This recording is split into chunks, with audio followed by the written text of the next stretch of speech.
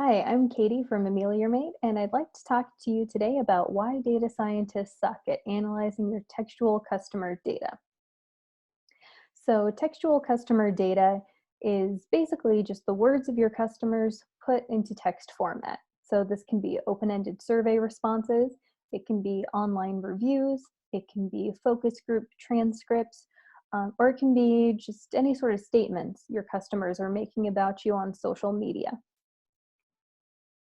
The reason this kind of data is important is it often shows you your biggest blind spots and tells you your most counterintuitive truths about your customers.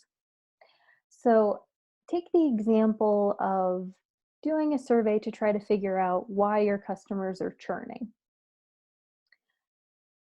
You might start out, say you have 4 ideas of why you think that they might be churning.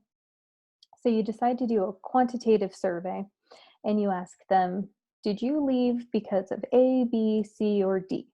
Those are your preconceived notions about why they might have left. What are you going to get in return? You're going to get a report that says X% left because of A and Y% left because of B. And then you're going to be able to say, yes, my assumptions were correct, and we need to address A, B, and C. But what if the largest portion of the actual variance in your churn came from mystery factor E, and you never would have thought of it on your own? Like, it never would have occurred to you because it's a blind spot. You're going to just be addressing A and B, completely unaware of E. Your churn is not going to be affected as much as you hoped. The only way to find those mystery variables is by doing an open-ended survey and just asking people, why did you leave? And let them say whatever comes to mind first. But when was the last time you did that kind of survey? Um, like, say you went to a survey research company, or if you have in-house data scientists, and did open-ended questions like that and got something back that was truly useful that allowed you to make important business decisions. When was the last time you did such a thing and you got back a report with fancy analysis of everything quantitative under the sun, and then a list of hundreds or thousands of open-ended comments that you had to read through yourself and try to extract meaning from? And let's say you did find an important insight. Let's say they did the closed-ended question and the open-ended question. So you've got another guy on your team saying, look at the chart, we have to focus on A. And you're like, my intuition says we need to focus on E. Some number of them mentioned that when I was reading through the first half of these comments that nobody could reasonably get through. It's not a very fair fight. It's the 21st century. It's time for data science to make the wealth of information, the words of your customers, useful and actionable to you. Why don't we do that? The answer is that it's difficult.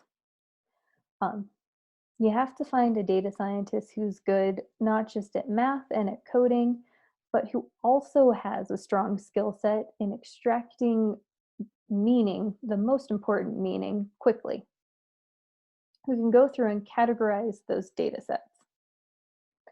So, to give you an example of what kind of stuff you can do when you have someone who can extract that kind of value, I would like to offer a case study. So this is some Pew Research data that I analyzed recently from the Core Trend Survey in January of 2018. And I want to say off the bat, all the analysis in this report came from one single question. Because when you ask open-ended questions, you can do that. There's an endless amount of information that you can extract, basically. So This includes responses to the question, what is the main reason you think the internet has been good for society? There were over 1,000 meaningful responses, meaning I took out don't know and refused. And I came up with 4 major themes: information, connection, those are pretty self-explanatory, economic, and tool. So economic was any mentions of using the internet for work-related purposes or entrepreneurial activities, and tool was use of the internet to accomplish any pragmatic sort of task, like a GPS or buying something online. So once we have those, we can look at these different demographic factors, especially if you're a company that's interested in a particular customer segment. This is useful. And what do we see right off the bat?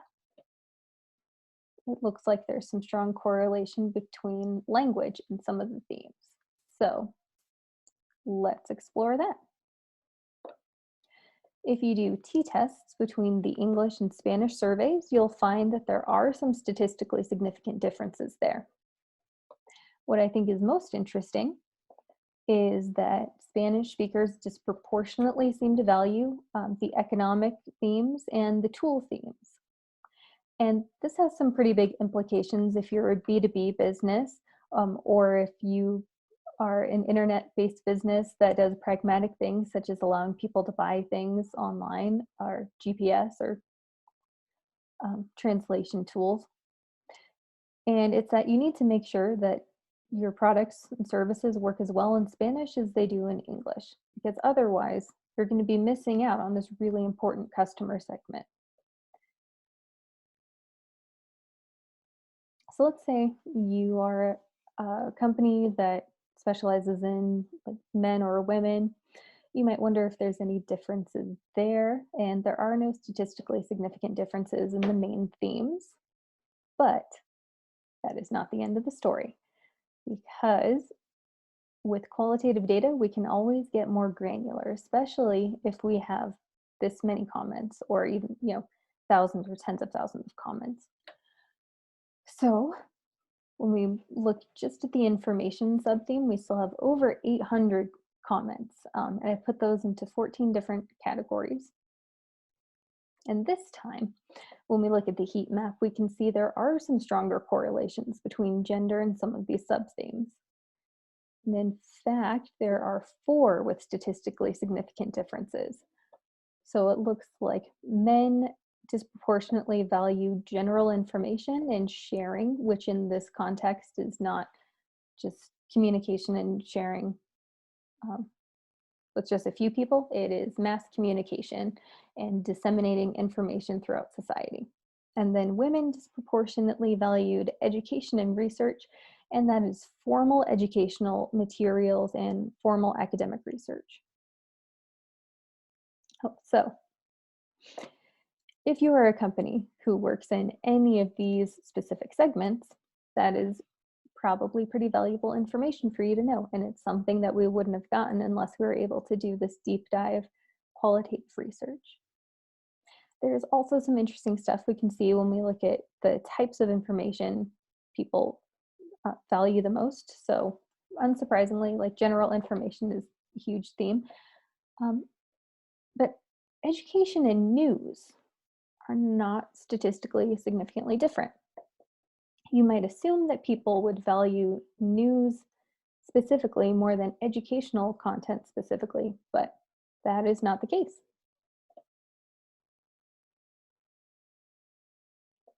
When we look at actions, there is more statistically significant difference between these 3.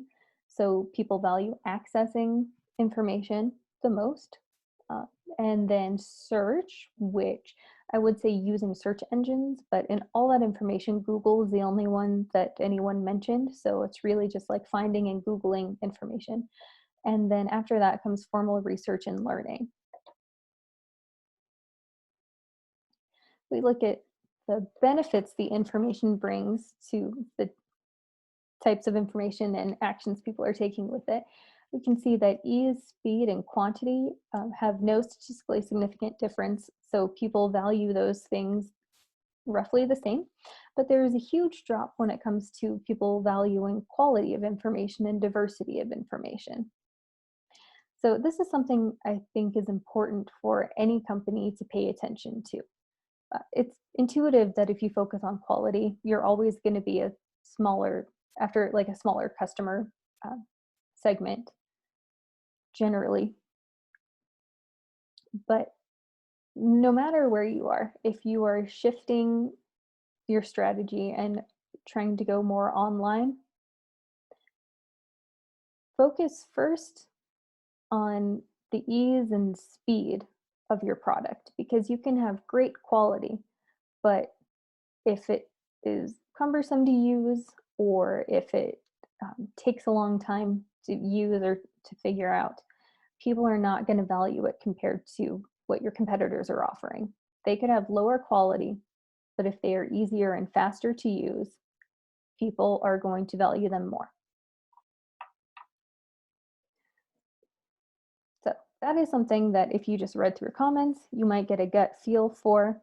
But when you have someone going through those comments and doing the significance testing, making the fancy charts, you can actually argue, this is why we need to take a strategy that focuses on speed and ease of use, and then work on our quality. So, in conclusion, data scientists suck at analyzing your textual customer data because it's really hard, and most of them aren't trained in categorizing text that quickly. But here at AmeliorMate, this is our passion. This is what we do. We love finding your blind spots. We love solving your problems with counterintuitive insights. We love mountains of text.